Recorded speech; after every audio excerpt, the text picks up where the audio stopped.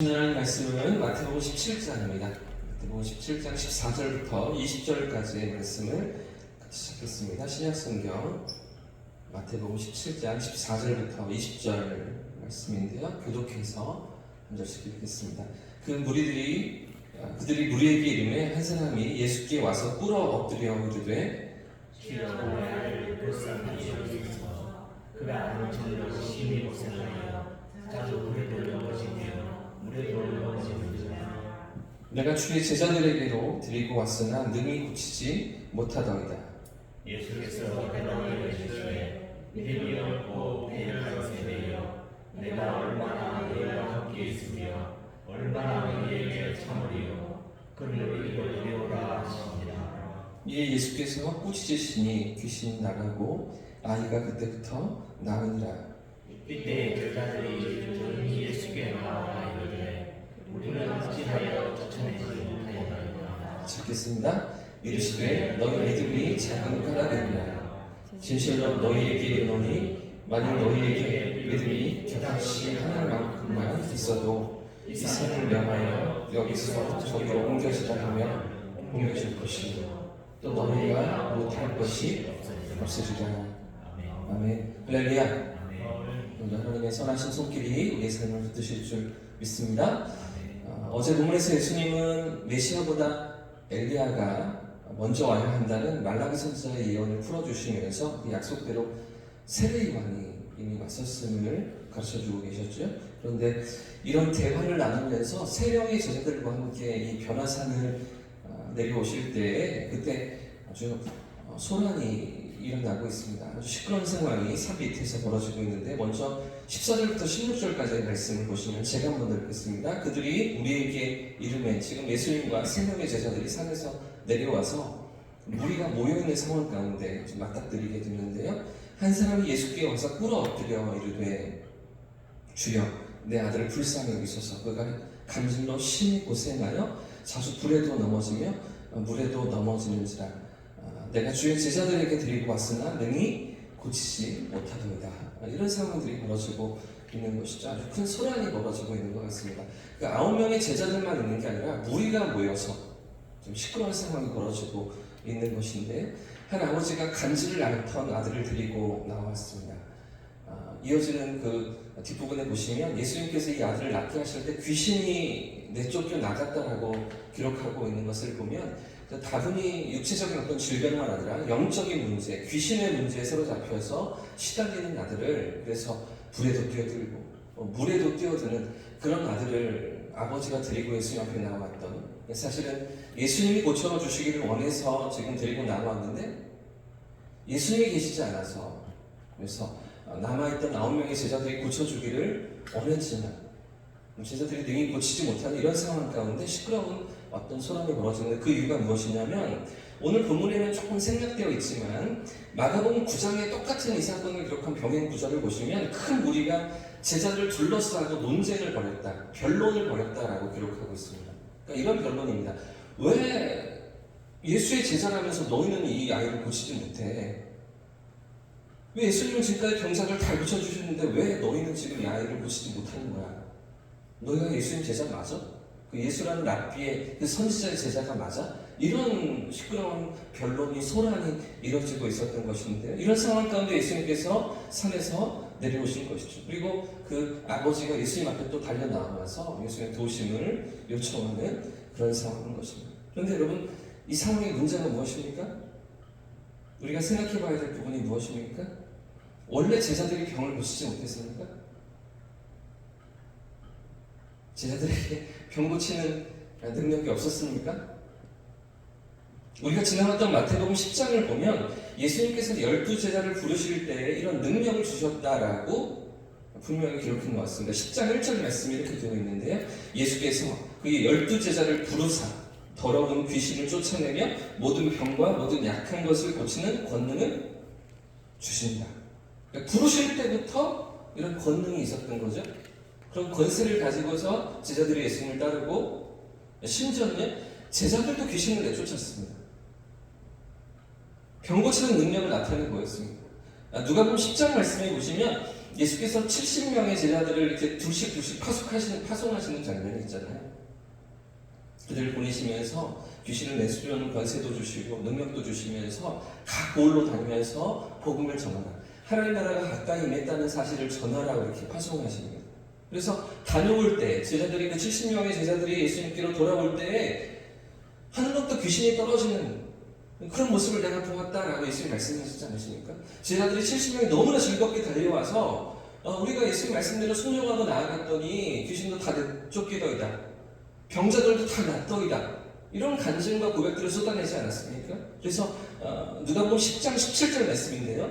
70명이 기뻐하며 돌아와 이르되 주여 주의 이름이면 주님의 이름이면 귀신들도 우리에게 항복하더이다. 그러니까 이런 능력을 나타냈던 제자들이었습니다. 이런 능력을 받은 제자들이었던 것이죠. 그런데 왜 여러분 지금은 이 아들을 고치지 못하고 있는 것입니까? 왜 마태복음 10장에서 예수님 그렇게 능력을 주셨고 누가복음 10장에서 그 능력을 가지고 그 능력이 그 제자들로부터 나아가는 것을 그렇게 쓰임받는 것을 경험했던 그런 제자들인데도 불구하고 왜 지금 본문에서 제자들은 귀신에 시달리는 이 아들을 고치지 못했던 것입니까? 그 이유는 바로 믿음 때문이었습니다. 제자들의 믿음이 약해져 있었기 때문이죠. 오늘 본문의 17절 말씀에 이렇게 말씀하시는데 17절을 같이 한번 읽어보겠습니다. 시작. 예수께서 대답하여 이르시되 믿음이 없고 패역한 세대여 내가 얼마나 너희와 함께 있으며 얼마나 너희에게 참으리요 그를 이리로 데려오라 하시니라. 지금 예수님께서 그 아들을 만나 주시는데 그 전에 먼저 이 아들을 고치시는 게 아니라 제자들의 믿음의 문제를 확인하고 계십니다. 그냥 이 아버지의 그 간청을 들어주시고 병을 고쳐주시고 문제를 해결하시는 데서 끝나지 않고 그 전에 먼저 예수님의 문제는 왜 제자들에게 있어서 이 병 고치는 능력을 행하지 못하는가? 왜 다 주었는데 왜 능력을 다 맡겼는데 그런데 왜 내가 떠났다고 이들이 그 일을 행하지 못하겠는가? 이 믿음의 문제를 믿음이 없어서 그들이 하지 못하였던 이 문제를 예수님께서 건드리고 계시는 것이죠. 여러분 지금 제자들의 문제는 믿음이 없고 패역한 세대라고 불려지는 이 대목에 있습니다. 믿음이 약해져 있는 것이죠. 믿음이 작아져 있는 것입니다.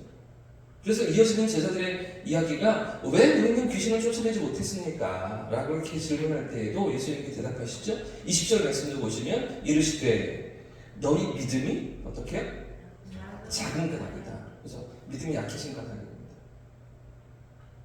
진실로 너희에게 이르노니 만일 너희에게 믿음이 겨자씨 하나만큼만 있어도 진실한 믿음이 너희 안에 진짜 이렇게 작게만 있어도 이 산을 명하여 저기 옮겨지라면 옮겨질 것이고 너희가 못할 것이 없으리라 이렇게 말씀하시잖아요. 여러분 오늘 본문에 예수님께서 말씀하시는 믿음이 무엇일까요? 지금 제자들이 놓치고 있는 제자들이 약해져 있는 그 믿음이 무엇입니까? 예수님께서 그 제자들 안에 그리고 이 말씀을 오늘 대하고 있는 우리 안에 어떤 믿음을 기대하시는 것일까요? 어떤 일이든지 무슨 상황이든지 무조건 믿기만 하면 다 이루어집니까? 어떤 것이라도 믿습니다.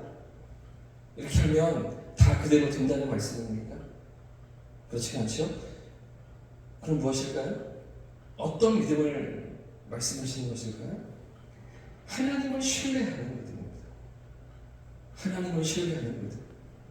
우리 안에 있는 어떤 힘이나 우리의 능력이나 우리의 조건이 아니라 하나님께서 하실 수 있음을 믿는 것. 내가 할 수 있는 게 아니라 하나님이 하신다는 거죠. 그 산을 여기서 저기로 옮기는 것도 내가 능력이 있어서 내게 믿음이라는 그 능력이 내가 갖춰져 있어서 그렇게 하는 것이 아니라 하나님이 능히 그렇게 하실 수 있다는 것을 믿는 것. 이런 믿음을 말씀하고 계시는 것입니다. 그렇기 때문에 지금 예수님께서 그들에게 요구하시는 믿음은 너희의 어떤 믿음의 능력이 대단해야 된다 이런 말씀이 아닌 것이죠.